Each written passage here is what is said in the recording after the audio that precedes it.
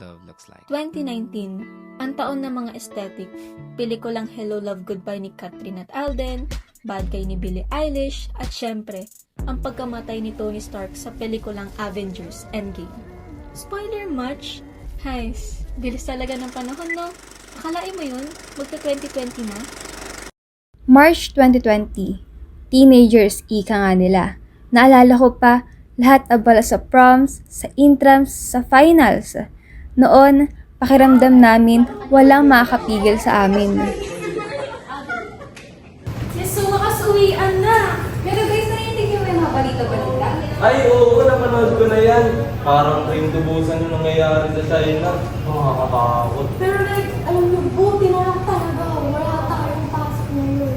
Kasi like, wala pa akong oral sa finals. Totoo, di pa rin ako nakakabilang damit for prom. Mamimili pa na ako mamaya. Ay, guys, wait lang. Pipupuntahan ako dyan na kasi si coach. Magpa-practice na kami. Kita-kits lang next week, ah.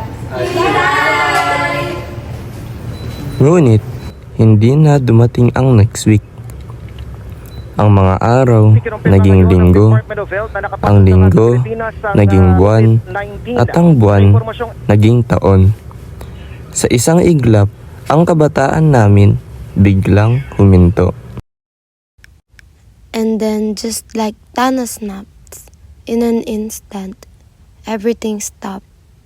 Classes, plans, celebrations, even our youth.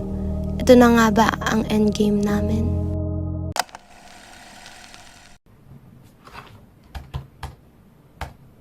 Di pa naman internet, pahinto-hinto.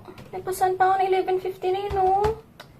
Kailan ba ito babalik sa normal? Kanina ka pa nakailata dyan! Di ka tumutulong sa gawain bahay, puro ka na lang laptop!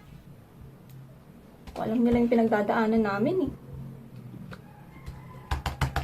Some had to grow up faster than I ever imagined, taking on responsibilities that weren't theirs to begin with.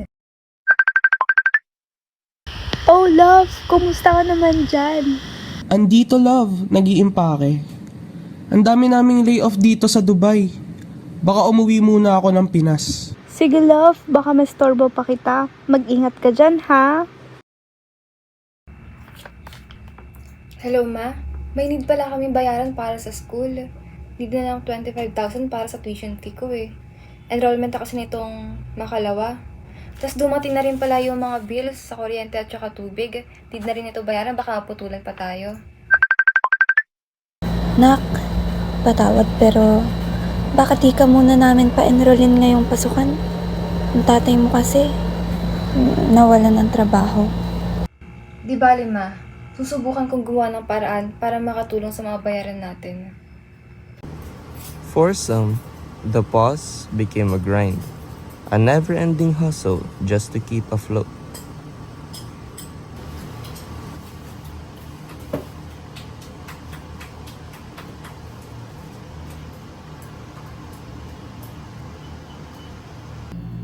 Kapagod naman mag-pack ng orders.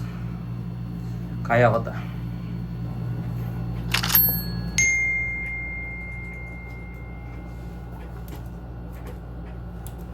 Every click, every order, every little sale. It wasn't glamorous, but it kept the day moving, kept the pause from swallowing everything.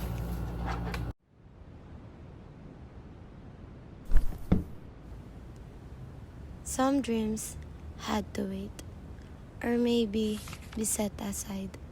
The past demanded choices we never thought we'd make.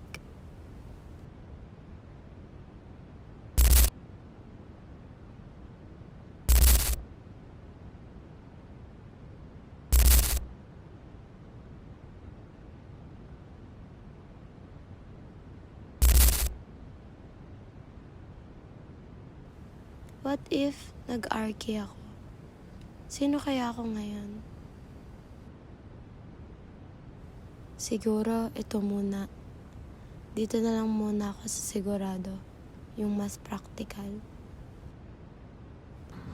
And yet, even in pause, we found ways to move forward, to survive, to dream quietly, in secret, until the day we could finally press play.